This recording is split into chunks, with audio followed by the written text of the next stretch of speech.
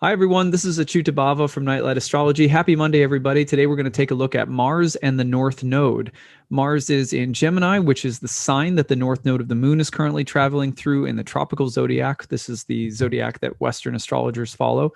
And we're going to talk about the significance of that today after I got an email this weekend from somebody asking me if I would talk about it. So I thought, yep, that's a good one and definitely worth a video. So let me put up the real-time clock and give you guys a look at this. And I want to point out something. I actually read a really interesting article this morning. And so it was like perfect timing because I already had this email in my inbox from someone asking me if I would talk about Mars with the North Node. And then sure enough, a friend of mine sent me an email from another astrologer who I'm going to get his name wrong, but I think it's Frederick Woodruff.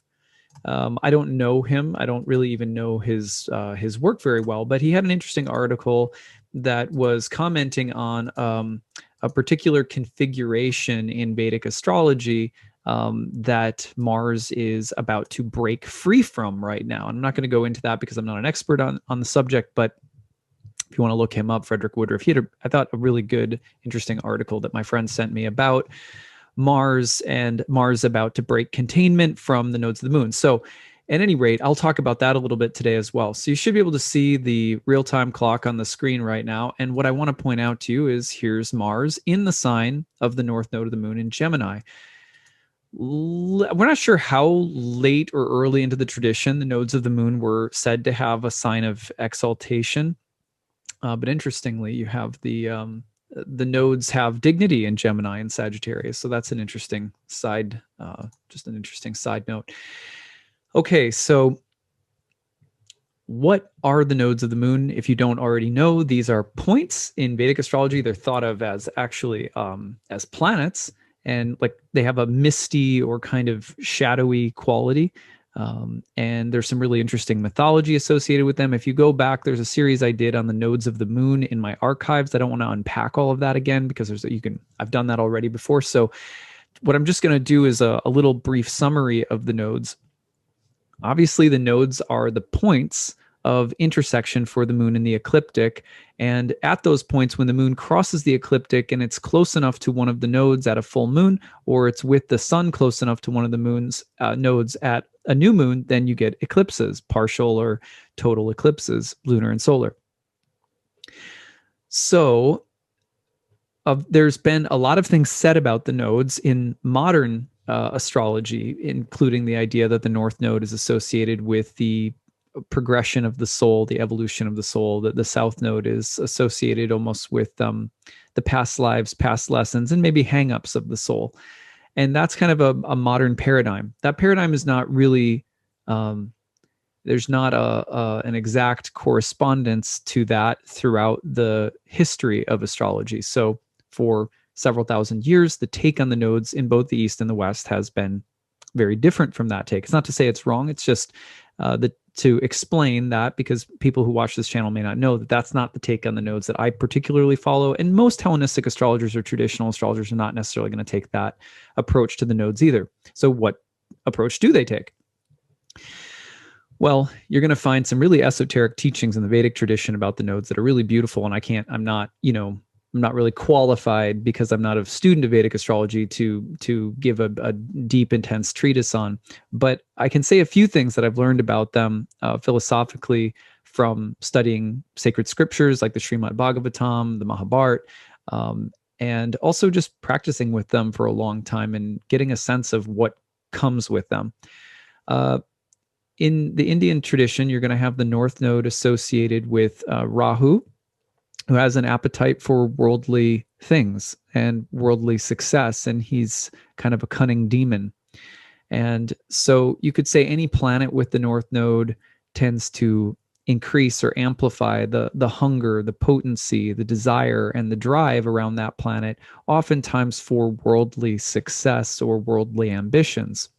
Now, Freedom Cole, who is one of my favorite, I mean, he's probably my favorite Vedic astrologer at this point, though I'm always learning more, but I'm just little by little when I have time. And I wish I had more time to be a student sometimes. But anyway, so he has this take that says, one of the ways of purifying the north node of the moon is for a spiritual person who has let's say a planet around the north node or a transit or something like that, to take that worldly ambition and to try to channel it into something that is of service to others. So because otherwise the tendency of Rahu is going to be for ambition, desire, vanity, success, and it's a little ruthless and can be very cunning in how it goes about getting that done. For example, Lance Armstrong, is that his name? The cyclist? Yeah, Lance Armstrong. No, I was thinking of Neil Armstrong for a second. No, Lance Armstrong is his name. So he had Mars and Rahu conjoined in his birth chart. He does.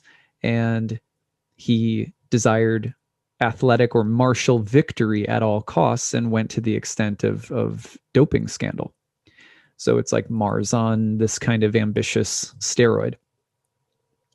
Now, I teach the nodes of the moon in my year 2 course at length, but in ancient Western astrology, the north node of the moon would be associated with gain or increase for better or worse. It really depended on which planet was with it. So you have the idea of when the moon crosses the ascending node or the north node point on the ecliptic, it's heading upward, meaning it's heading northwards. There's almost this idea of like gain or moving up towards some kind of ideal or ambition. Whereas the south node is associated with decrease or loss, but that could be for good or bad. It just depends on the circumstance. For example, the south node is said to curb the maleficence of a malefic planet. The north node can amplify the maleficence of a negative planet or a poorly dignified planet. So increase for good or bad, decrease for good or bad. Very similar to the Vedic position about Rahu, that it is generally about this kind of hunger or desire for increase in material things. The south node of the moon would be associated with the decreased detachment or dissociation from the world, though often in unhealthy ways. For example, I think it was Bernie Madoff who had the south node in Venus and Taurus in the 10th house. And, you could argue that his whole Ponzi scheme empire is reflection of a desire to enjoy while escaping responsibility. So there's almost this like escapist tendency of that the south node Ketu has. And it can also be associated with spiritual things, because sometimes the desire to leave worldly things behind could be more conducive to spiritual life, but it just depends. Some people are going to be trying to dissociate or get away from the struggles of the world in ways that are still inherently selfish. So, this is just a little brief rundown of the nodes so that everyone has some background. Now, what does it mean that Mars is coming into this place? Well, first of all, it means that you can get a little bit of a Mars on steroids. This is a Mars that's airy, it's social, it likes to do lots of things, it's very ambitious. And one of the things I noticed right away when Mars enters Gemini, which this other astrologer, Frederick Woodruff, also pointed out in his article, was that some of the mask mandates started being taken back by governors here in the United States, et cetera. So, and it was just like spring weather here in Minneapolis. And I was out yesterday. We walked around one of the lakes here, and everyone was out. Like, it was crazy.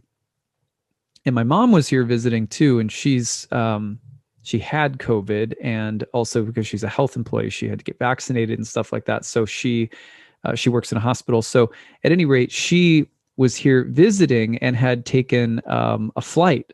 And when she got back to the airport with this spring weather and everything like that, she was like, I just couldn't believe how busy the airport was. And she's had to fly before. Like my sister had a baby. She went down and saw them and stuff like that. And she was like, the airports are, at least when she just had it, was just crazy. So I was just reflecting immediately, like there's Mars in an air sign with the North Node. It's the desire for commerce. It's the desire for trade. It's the desire for a cup of coffee and 3 different people talking at once. It has Mars always wants to act and initiate and assert and do things. And now it's in this double-bodied air sign where it wants to circulate and do a lot of things. And that's being amplified by the hunger of Rahu, or the North Node. It's going to amplify that for better or worse. So one thing here that matches with that is going to be just all the way until basically the end of April. You're going to see, I think, an explosion of a lot of pent up energy from the pandemic that's been in the air. Let me turn off this so I can show you. You don't have to stare at that screen anymore. Not that staring at me is a lot greater, but anyway, so I think that's the one thing that I would say about Mars and Gemini when it's with the North Node is that you're going to see an amplification of the desire to do things that are based in ideas, communication, language, commerce, technology, movement, travel, all things that Mercury's air temple likes to do. Remember that I broke down the Mars and Gemini video last week, I think it was, and I talked about Mars will go as Mercury goes. So Mercury right now is still in Aquarius. It's a fixed sign. Then it's going to enter this double-bodied water sign, and that's where we're going to have this desire to move and do things that's getting hungrier and hungrier, encountering this very watery and sometimes not entirely rational energy, but also maybe inspired and romantic and emotionally intelligent quality of Mercury in Pisces. So that's coming. The other thing about Mars in Gemini, now I have to bring up my screen again. So all right. So the other thing about Mars and Gemini, and this was something I honestly had not thought of, and I just find it to be totally brilliant. Leave it to Indian astrologers to have a yoga that that covers this. But at any rate, what you'll notice is that all of the planets right now are hemmed in by the nodes, and there's a special name for this apparently in Indian astrology. And if someone out there knows it, feel free to type it in. So this was in Frederick Woodruff's article, and you'll notice that all of the planets are hemmed in by the nodes, right? They're all hanging out on that side of the nodes. And that what you have this month into next is Mars, the god of action, is about to break outside of them, while everything else is inside of them. So that's really, in some ways, a very clear picture of Mars at the moment trying to take actions that break the containment that the nodes have on all the other planets. And his point was that this is also a good picture. And he presents a couple of other reasons too. So I recommend reading the article. But this would be one way of looking at the picture of the planets having been in containment and now something kind of trying to break through. So, this is, the things can't be held back forever. In the I Ching, there's a hexagram, called limitation, number 60, if I'm not mistaken. And it's just straight up about limitations. And then there's this saying that limitations should be abided by, but then one should also set limits on limitation. And nature does this whether we like it or not. There's going to be a way in which things get contained naturally, and then naturally things start breaking open. And there's consequences to both. There's consequences to setting limits that suck or that are necessary, and there's consequences to breaking through limits that might be hurtful but are also necessary. This is kind of a part of the flow of the Tao. I'm not saying what should or shouldn't be done about anything with the pandemic or the virus or vaccines or anything like that. I'm really not interested in a debate about any of it. But what I am sensitive to is the fact that it does appear like Mars in this air sign with Rahu or the North Node could point to the rising impulse and activity of people to move, to socialize, to not wanting to be contained. And if you go back, this is what's so interesting. If you go back a year right now, as things were getting started with the pandemic, look at where Mars was. If you go back to about late February, early March, when things were getting going, that was when Mars with the South Node, entered into the containment between the nodes. So then it switches sides, and by March, at least my memory, I don't know the exact dates, but it was like by March, everything was starting to get closed up. So for the first time since Mars has been enclosed on either sides of the nodes, it will break free to the other side through the north node. And I think that's really interesting in terms of the south node tending to be more about containment, confinement, otherworldliness, austerity, detachment from things. And then the north node being about ambition and almost like going out in the world and wanting or desiring things. So we are in a natural place where Mars is going to cross that. And it does so by the end of this month. It does so on the 26th, about, if I have that right. Let me just back it up a few days. Yeah, it's like the 27th. It depends on if you're using the mean node or the true node, I suppose. I use the mean node. But